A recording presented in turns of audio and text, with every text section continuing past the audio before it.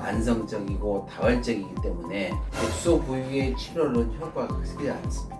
결국 이런 환자들은 여러 병원을 오랜 기간 동안 전전하면서 의료 전반에 대한 불신을 키우기 십상입니다.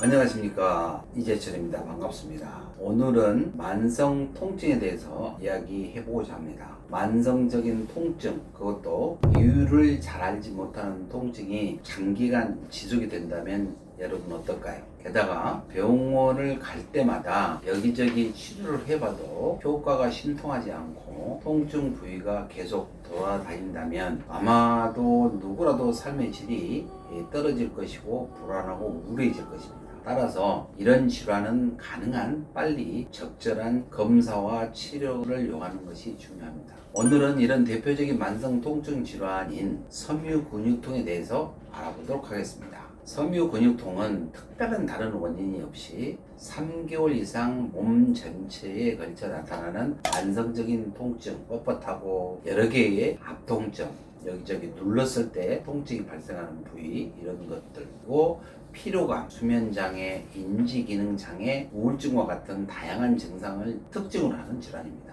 대부분의 환자들은 현재 가장 아픈 곳만 이야기하기 때문에 의사들은 그 국소 부위에 집중해서 치료를 진행하지만, 이 섬유근육통 환자들의 통증은 만성적이고 다발적이기 때문에 국소 부위의 치료는 효과가 크지 않습니다. 또한 통증이 아니더라도 피로감이라든가 인지기능장애, 경련, 복통 등이 더 심한 환자들도 있습니다. 결국 이런 환자들은 여러 병원을 오랜 기간 동안 전전하면서 의료 전반에 대한 불신을 키우기 십상입니다. 2016년 이러한 환자들의 증상을 반영해서 섬유근육통의 진단 기준을 대폭 개정했는데요. 예전에는 11개 이상의 압통증이 반드시 있어야만 진단화되었지만 2016년 진단에 따르면 5군데 이상의 통증과 더불어 피로, 아침에 일어났을 때 개운하지 않는 느낌, 기억력이라든가 집중력 장애, 두통, 아랫배 통증, 경련 등의 증상 여부로 진단이 가능하였습니다. 통증만큼 피로감과 인지기능 장애가 중요하다는 뜻이죠. 안타깝게도 섬유근육통의 정확한 발생 기전은 아직 밝혀지지 않았습니다. 다만 중추신경, 즉 뇌가 과도하게 예민해져 있는 상태이거나 통증, 스트레스 올드라인데 역치가 떨어져서 발생하는 것으로 짐작되고 있습니다. 염증성 사이토카인인 인터루킨 10이라든가 A, TNF-알파 같은 염증성 사이토카인과 흥분성 신경 전달 물질인 서브스턴 P라든가 글루타메이트의 농도가 정상인에 비해 섬유근육통 환자들에게 증가하고 있었기 때문입니다. 또한 근골격계의 장기적인 이상으로 인해 발생하는 이 자율신경 기능의 부전으로 인해 섬유근육통의 다양한 증상이 유발 가능하다고 생각되고 있습니다. 이 섬유근육통은 유전적으로도 연관성이 있고, 부모가 섬유근육통이라면 자식은 8배, 형제 자매 간에는 13배 정도 발병률이 높다고 합니다.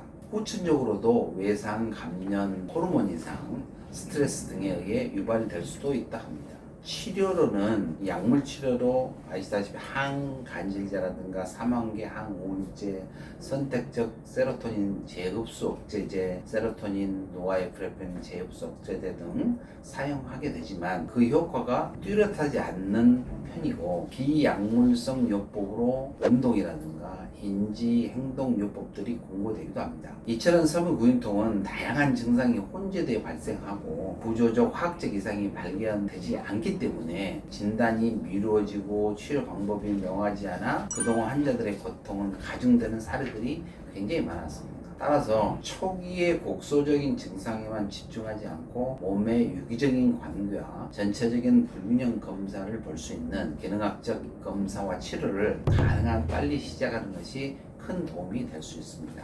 만성염증을 유발하는 장누수, 통증의 과민성을 증가시키는 부심피로, 교감신경의 과도한 항진 상태 등을 종합적으로 검사하여 평가하고, 개인마다 모두 다른 불균형 원인을 교정함으로써 스스로 최적의 균형을 찾아 원활한 상태를 유지하는 것이 섬유근육통 환자에 있어서 가능한 것이 기능학적 치료 방법이 될 수 있습니다. 여러분도 아프신 분이 있으시다면 오늘 내용이 여러분께 도움이 되셨으면 하고요. 좋으시면 구독, 좋아요, 알람 설정 부탁드리겠습니다.